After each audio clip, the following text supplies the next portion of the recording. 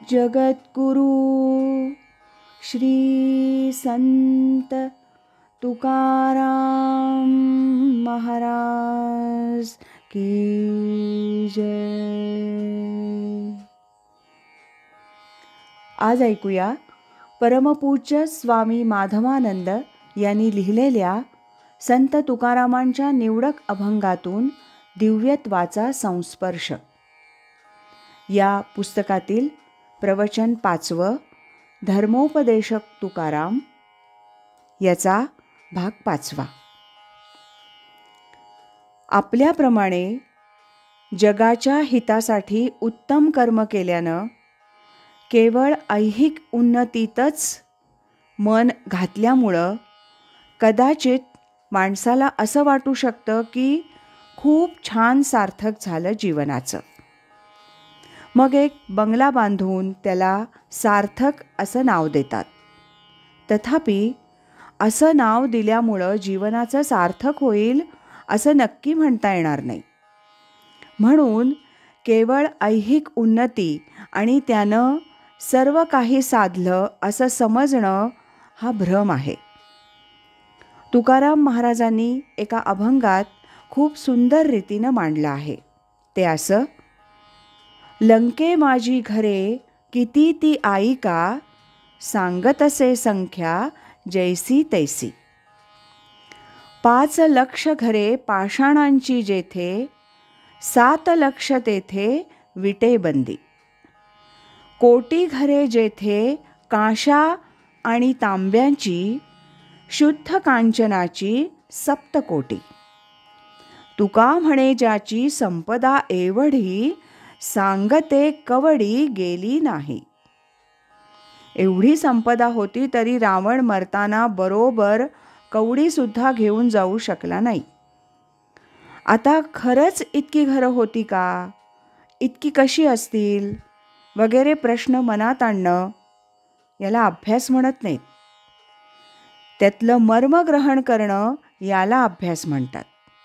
थोडक्यात खूप धनसंपत्ती असून तो काहीही घेऊन जाऊ शकला नाही या संबंधात एक हिंदी शेर आहे: जिंदगी में कमाया खूब, क्या हीरे क्या मोती.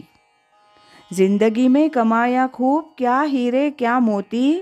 क्या करूँ यारो, कफन में जेब नहीं होती. काही घेऊन जाता येत नाही तरी काही माणसांना असं वाटतं की कफनमध्ये ठेवलं तर कुठेतरी बरोबर येईल. एक पाद्री होता आणि त्याचे 3 मित्र होते. एक शिक्षक, एक डॉक्टर, एक वकील होता. एकदा त्याला असं वाटलं की आपण काही दिवसात मरणार. म्हणून त्यानं आपल्या मित्रांना सांगितलं की माणूस मेल्यानंतर त्याचं काय होतं ते मी जन्मभर सांगत आलो, पण मला ते नक्की माहीत नाही. कफनमध्ये कोण कोण काय काय ठेवत असतो. मी तुम्हाला $10,000 देतो. ते तुम्ही तिथं ठेवा. कदाचित लागले तर उपयोगी येतील. त्यानंतर काही दिवसांनी तो गेला. प्रत्येकानं तिथं काही काही ठेवलं. सगळं झाल्यावर हे 3 मित्र जेव्हा एकत्र भेटले तेव्हा त्यांच्यातला जो शिक्षक होता तो हाडाचा गरीब शिक्षक होता. त्यामुळं तो म्हणाला, त्यानं जेवढे पैसे मला दिले होते त्यातले $7,500 मी तिथं ठेवले आणि $2,500 मी शाळेच्या कामासाठी वापरणार आहे. कारण तिथे पैसे ठेवून कुणाला त्याचा उपयोग होणार नाही असं मला वाटलं. डॉक्टरनं सांगितलं की $5,000 मी तिथे ठेवले आणि $5,000 दवाखान्याच्या कामाला मी वापरणार आहे. मलाही कन्फेक्शन द्यायचं आहे. वकील म्हणाला, मी त्याला तुमच्यासारखं फसवलं नाही. मी $10,000चा चेक तिथं ठेवून पैसे माझ्या बँकेत भरलेले आहेत. तो केव्हाही तो चेक वटवू शकेल. या सगळ्याला तीव्र बुद्धी असं म्हणतात. शुद्ध बुद्धी म्हणत नाहीत.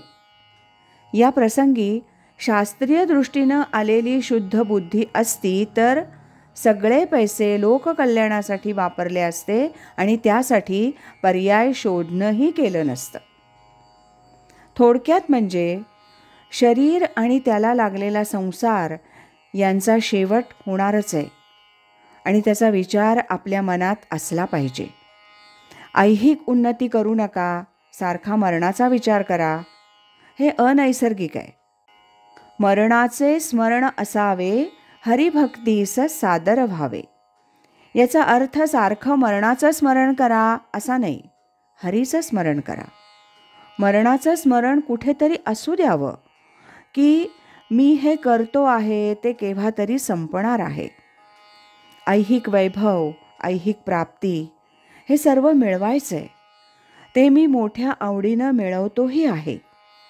संसारही मोठ्या आवडीनं करतो आहे, पण हे शाश्वत नाही. याच्या पलीकडे असलेलं काही शाश्वत तत्व आहे आणि त्याच्याशी माझा अन्योन्य संबंध आहे.